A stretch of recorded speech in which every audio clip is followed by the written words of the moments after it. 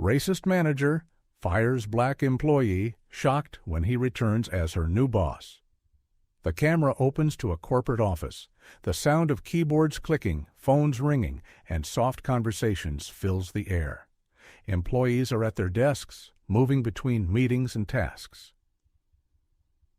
The focus shifts to a black employee who is sitting at his desk working diligently. He is focused, his appearance neat, and his demeanor professional. He's the type of employee who is quietly dedicated, but there's something about him that seems to go unnoticed by many. The manager enters the office, walking with an air of authority. She walks past several employees, her eyes landing on the black employee.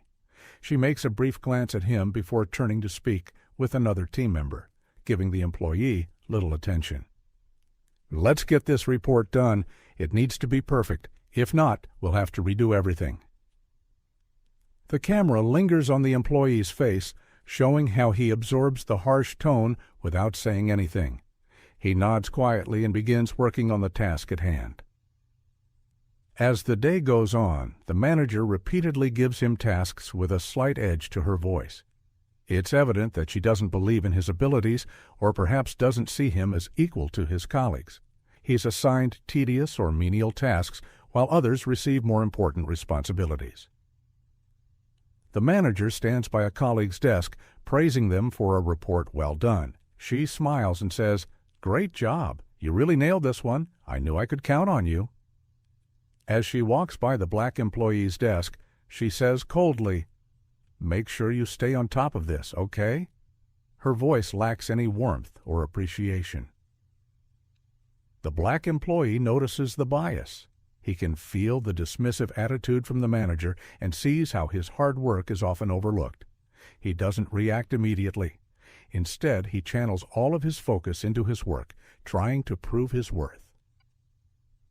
As the camera focuses on his hands typing swiftly on the keyboard, the tension in the office grows.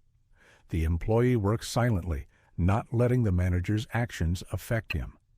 The camera shifts to show the manager's actions more clearly, her constant belittling of his ideas in meetings, her praise for others coming effortlessly, and her disinterest when he presents something.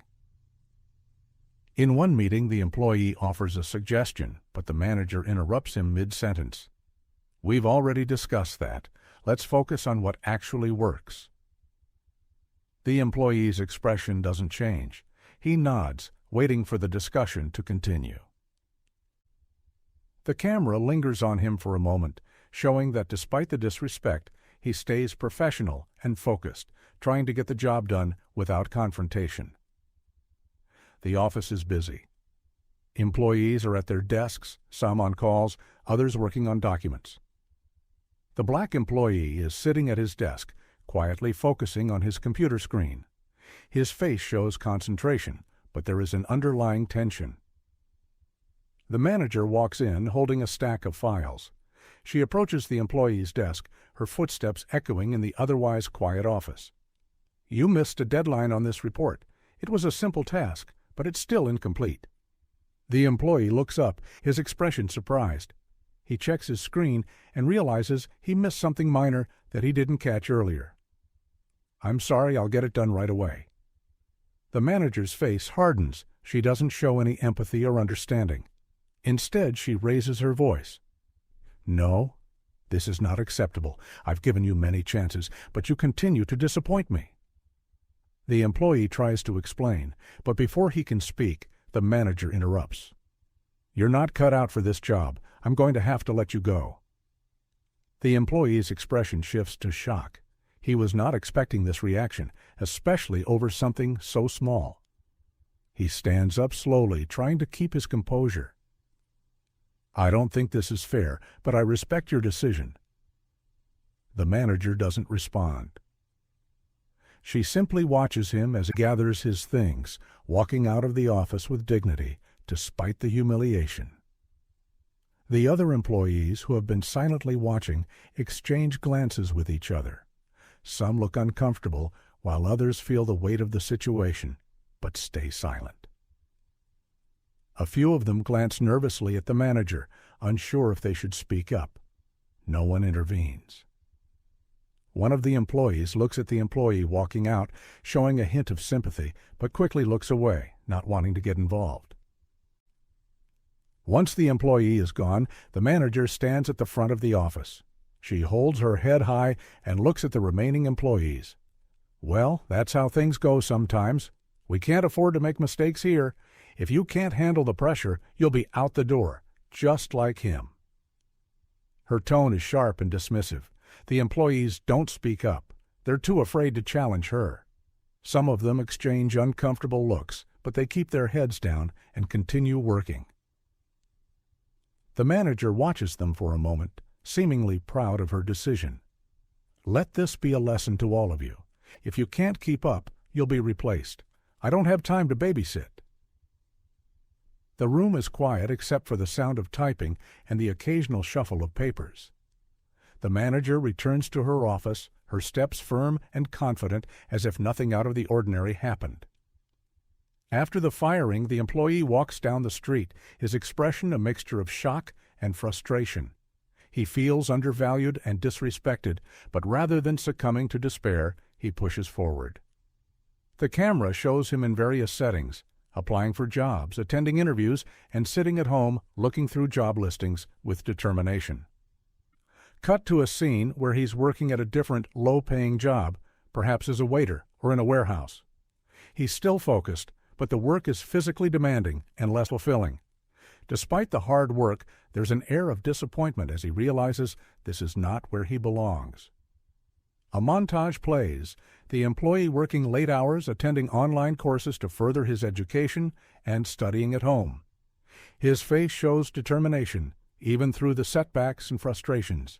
His financial situation is tight, and there are moments where he contemplates giving up, but his resolve never falters. We see him working long hours with his hard work visible in the sweat on his brow. Each day is a battle, but the employee is unwavering in his decision to prove himself. He continues to improve his skills, gain certifications, and seek better opportunities. The montage shifts to a few years later. The employee is now at a prestigious company, working in a comfortable office. His desk is organized, and he's dressed in business attire, the scene showing his progress and transformation. His co-workers treat him with respect and dignity, seeing his skills and dedication. In meetings, the camera focuses on his contributions, where people listen to his ideas attentively. He stands tall and confident, having earned his position. He's respected for his knowledge, professionalism, and the hard work he put in to reach this point. A key scene shows his promotion or an offer from another company, a role that would help elevate his career even further. His face shows satisfaction, but also a sense of fulfillment that comes from the struggles he's overcome. Meanwhile, in the old office, the manager still holds her position. She continues to oversee her department, but there's a noticeable lack of respect from her team. The camera shows her walking through the office, passing by employees who avoid eye contact. They work quietly, knowing that she still holds a prejudiced and arrogant mindset. The manager mistreats employees who don't fit her ideal image, disregarding their contributions.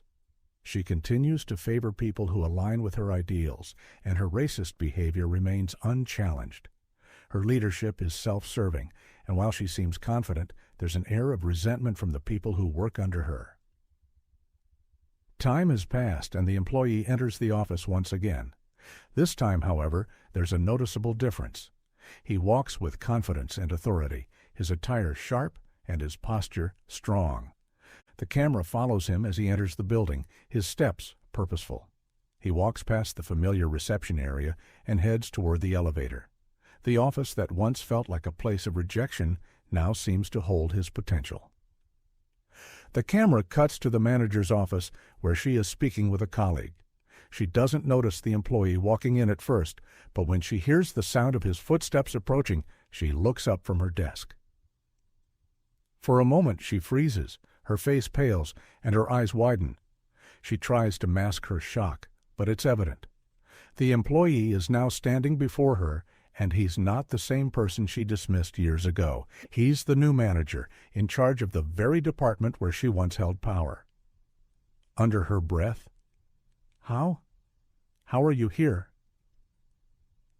The employee stands tall, unbothered by her surprise. He smiles briefly, but his eyes remain serious, showing no malice, just a quiet sense of triumph. I'm here because I earned my place. I worked for it. As the manager stares at him, trying to gather herself, a few employees walk by, taking notice of the situation. Their eyes widen as they realize who the employee is and where he stands now. A sense of respect begins to form in the office, as many of them recognize the transformation he has gone through. Some of the employees who watched the firing silently now look at him with admiration. They remember the way he was treated, and now they see him in charge. They quietly exchange looks, acknowledging the respect he's earned through his dedication and hard work. One employee approaches him, offering a quiet nod of approval. It's a small gesture, but it's clear that the bystanders who once stayed silent are now seeing the employee in a new light. The manager, still in shock, doesn't know how to react. She stands there, her pride shaken, but she refuses to acknowledge that her mistreatment of him was wrong. Instead, she tries to regain control, brushing aside the feeling of humiliation. Two don't know what you think you're doing here, but this is still my department. The employee doesn't rise to the challenge.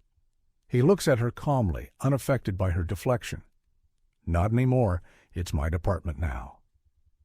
The office is quiet as the new boss and the former manager stand face to face. The atmosphere is tense, but the employee remains calm, his posture confident and dignified. He doesn't raise his voice, but his words are measured and strong. I didn't come here to gloat. I'm here because I earned this position. The path wasn't easy, but I did it. The manager shifts uncomfortably in her seat, trying to regain control of the situation. Her expression is a mix of disbelief and anger. She clears her throat, attempting to assert herself. I don't know what you think you're doing, but I don't need you coming in here telling me how to run my department. She tries to brush off the situation, but there's a nervous edge in her voice. I've worked hard for my position. I've done what I had to do. I didn't make the decision to fire you based on race. You just weren't up to standard. The employee looks at her, unwavering. He doesn't flinch at her words.